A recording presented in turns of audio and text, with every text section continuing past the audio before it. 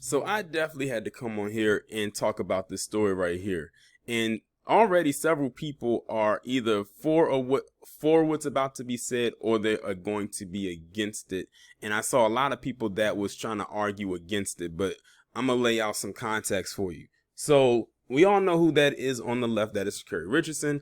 And if you don't know who that is on the right, that is Megan Rapinoe, who is a world-renowned soccer player for a female soccer player for the U.S.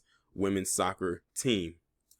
And she's been very outspoken, on different issues over the years, especially those when it comes to injustice and everything like that. And she's pretty much hit the mark on everything that she's been saying. There probably been some stuff that she slipped up on. But the reason why I'm talking about her today and have Sha'Carri up there as well is because there was this Forbes article that just went out, and I'm actually going to read from the Forbes article. And it was posted on July 21st, 2021. And it says, Cannabis takes the world stage at the Tokyo Olympics. And basically what's going on is Megan Rapinoe, and I think somebody else, was promoting some kind of a cannabis product for or during or, going into the Tokyo Olympics. And many people was like, wait a minute. So you mean to tell me that Sha'Carri Richardson got suspended for marijuana use for the Olympics, but Megan Rapinoe and her cohort can promote a product involving cannabis, and people were supposed to just not say anything? But then people were arguing about the CBD and the THC as well. Well, to my knowledge, there are traces of THC in CBD because they literally come from the same plant. But people are trying to argue that point down. But I'm going to stop talking and go ahead and let the article speak for itself. For the first time in Olympics 125-year modern history, elite athletes are being open about their use of cannabis products to prepare them for the world's biggest stage in sports. Leading the charge is Olympic gold medalist and U.S.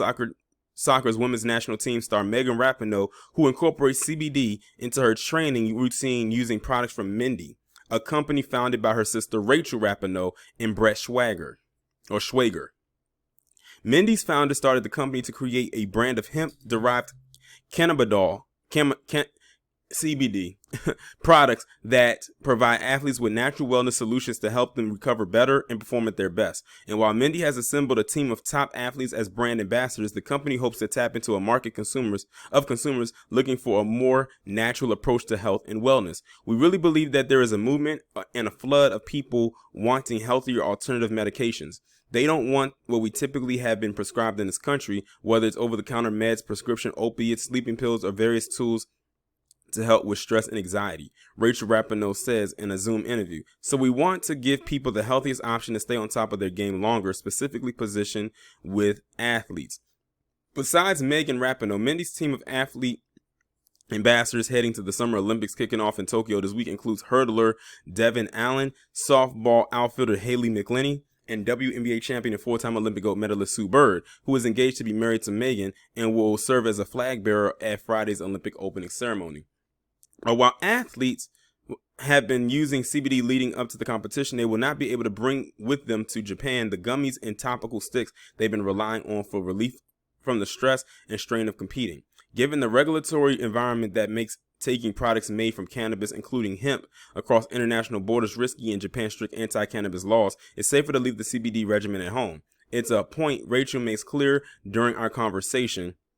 Although cannabis is on the world stage for the first time ever, we're not saying that it's there in Tokyo, she stresses. What we're saying is that we've been there on the journey to get these athletes to the world's biggest stage, and they've been taking our products every day for the past year or 2 years to help them with marginal gains. So, let me get this straight. So you mean to tell me that if Sha'Carri would have took, excuse me, let me repeat that. So you're telling me that if Sha'Carri would have taken the products that was offered by Megan Rapinoe and her sister, that she would have still been able to compete? Is that what they're trying to tell me right now? They said they've been using this for the past 1 to 2 years. And they're literally putting it out there. And there is no backlash behind this. Can we say double standard? And she's literally breaking down what this thing is doing for you. Every time you get a better night's sleep, every time you recover from better last batch of exercise, then your performance is going to be better the next time.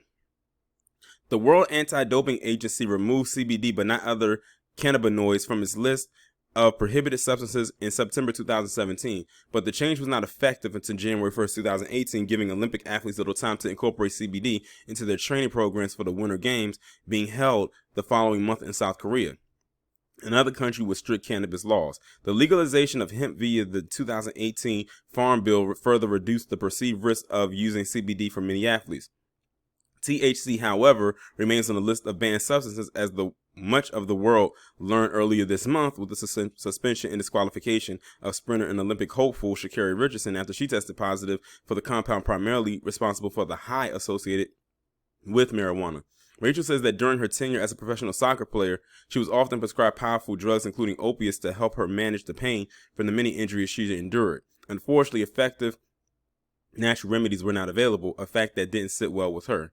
I come from a long history of drug addiction in my family, particularly heroin and opiates, she explains. So I have an interesting emotional relationship with drugs. With the change in WADA policies that allows athletes to take advantage of the benefits of cannabinol, or CBD, Megan says that she has been using a variety of CBD formulations that help her stay at the top of her game. CBD has become a part of my all-natural recovery system that I use throughout the day to help with the pain and inflammation, stabilize my mood, and get better sleep. Instead of taking Advil or other pain management meds, I've almost exclusively substituted with Mindy CBD products. I use them right after training, pop in a gummy or gel capsule for pain to calm me down, and then another gummy in the afternoon to relax. Then the night tincture right before bed for better sleep. It's truly a part of my entire day. Megan says that besides relieving her physical ailments, the CBD gummies she takes daily help her mood and mental health. It's my go-to to calm me down after a hard training or game, as well for sleep, she explains. I've noticed a significant difference in my stress and anxiety levels when I am consistently using Mindy CBD products versus when I don't. Okay, here's some more. I'm trying to see if there's anything else here. Okay, it says, with CBD now allowed under WADA rules, many athletes are also looking ahead to a time when the entire cannabis plant, including THC, is available for their use. Until then, using marijuana as a source of cannabinoids will continue to be a risky proposition. Sha'Carri Richardson unfortunately wanted to use a healthier alternative to manage the stress that was going on in her life, and now she's banned from this year's Olympics. Rachel says, every athlete should have the same access that every other Americans do to deal with the stress of life, noting that existing policies are not working. Megan agrees, saying marijuana, THC, and all cannabinoids available to the public in many jurisdictions should also be available to athletes. So see, even they are coming to her defense with the whole situation right here. And they're using their position as white women to do it. But unfortunately, their stuff is going to fall onto deaf ears. But didn't I tell y'all that by 2024, they're going to have a switch or a change up in their policies because of this? This probably could be the one that's going to kick it all off, to be quite honest. Not with with what did happen with Sha'Carri, but also now this revelation right here. Because I didn't even know that some athletes were using this, even on an Olympic level. I mean, I should have known because a lot of look at the Russian team. They use some extreme shit. I mean, if the whole team gets suspended, that's saying a lot. Megan also noted that rules and laws of banning cannabis have routinely been enforced disproportionately with communities of color, mainly black people, often bearing the brunt of prohibition. She says that it is time to acknowledge that the harm these policies and laws around THC have caused and expand cannabis, the policy reform to all. The societal effects in terms of social justice that weed has had on this country is just absurd. Megan says, there are so many mostly black and brown people sitting in jail for 10 or 20 plus years for weed, and it's completely unnecessary. From a social perspective, we're long overdue for the legalization of cannabis. She ain't lying on that last part. But I thought it was just very interesting right here. Like, that this revelation has come up. So I would like to know all them people that's talking about rules of rules, where are you at now? I need to hear you sound off. because y'all are awfully quiet right now, but something tells me they're going to come with a rebuttal. But y'all let me know what y'all think about this down in the comments.